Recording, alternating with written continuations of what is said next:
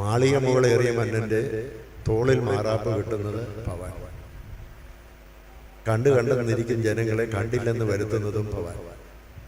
2 നാൾ ദൂരം കൊണ്ടൊരുത്തനെ തണ്ടിലേറ്റ് നടത്തുന്നതും ഭവാൻ. ഇപ്പോൾ ലോകത്തിലൊന്നിനും സ്ഥിരതയൊന്നുമില്ല. നാം ജനിച്ചു കഴിഞ്ഞാലോ അടുത്ത നിമിഷം മരണത്തിൻ്റെതാണ്.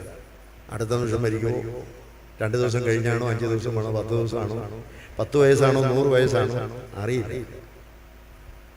അതുകൊണ്ടാണ് മേരി ജോൺ കൂത്താട്ടുകുളം പാടി പാട്ട് നിങ്ങൾ കേട്ടിട്ടുണ്ട്. ഞങ്ങളൊക്കെ 10ാം ക്ലാസ്സിൽ പഠിച്ച ഒരു ഉപപാഠ പുസ്തകം.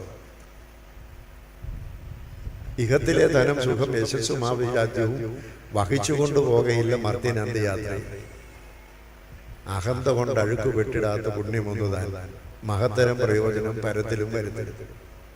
അതുകൊണ്ട് ഇവിടുന്ന് ഒന്നും അങ്ങ് കൊണ്ടുപോകാനൊക്കെ അതില്ല. ബാങ്കിലിട്ടിരിക്കുന്ന പൈസയുടെ ചെക്ക് എഴുതി ശവപ്പെട്ടിക്കകത്ത് വെച്ചുകൊണ്ട് പോയോണ്ട് പ്രയോജനമുണ്ടോ? ഒന്നുമില്ല.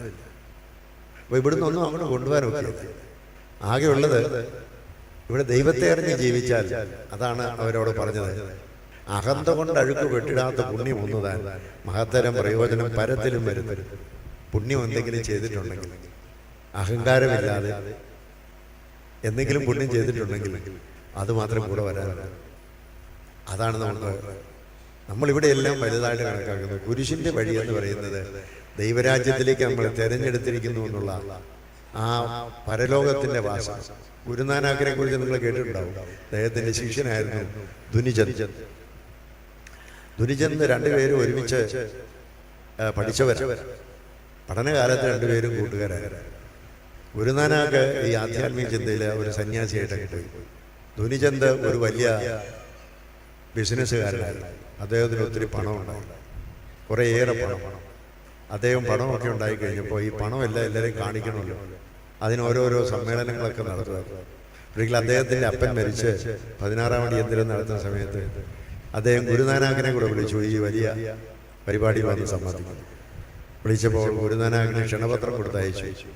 ആ ക്ഷണപത്രം വായിച്ചപ്പോൾ ഗുരുനാനാക്കിന് ഈ ദുനിചന്ദിനെ അറിയാം. അദ്ദേഹം അതിനകത്ത് ഒരെഴുത്ത് എഴുതി അത് തിരിച്ച് കൊടുത്തു വിട്ടു.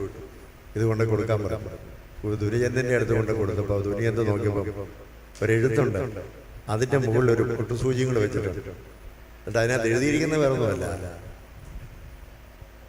നിന്റെ ആ വലിയ അടിയന്തരത്തിൽ 1000 പേരിലധികം പേർക്ക് ഭക്ഷണം കൊടുക്കുന്ന വലിയ പ്രാമാണികത്തെ കാണിക്കും.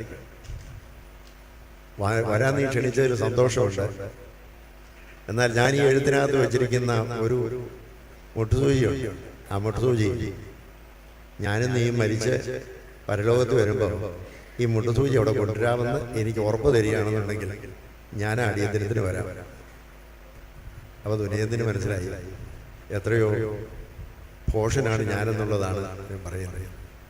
ഇതിലെന്താ പ്രശംസിക്കേണ്ടത്? ഇതിലൊന്നും പ്രശംസിക്കാൻ. ഇതിനപ്പുറത്തോട്ട് പോയി കഴിഞ്ഞാൽ ഇതൊന്നുമില്ല. എന്തെങ്കിലും ദൈവരാജ്യ ബോധ്യത്തിൽ ജീവിച്ചിട്ടുണ്ടെങ്കിൽ അത് മാത്രമേ നമുക്ക് പ്രശംസിക്കാനുള്ളൂ. കർത്താവിൻ്റെ കുരിശെടുത്തവനെ അനുഗമിക്കുക എന്ന് പറയുമ്പോൾ കുരിശ് നമുക്ക് നൽകിയതായ ദൈവരാജ്യത്തിൻ്റെ പ്രത്യാശയിൽ നമുക്ക് ജീവിക്കാൻ കഴിയുക. ലോകത്തിൻ്റെ സുഖങ്ങളോ പ്രശംസകളോ ലോകം തരുന്നതിലൊന്നുമല്ല പ്രശംസ.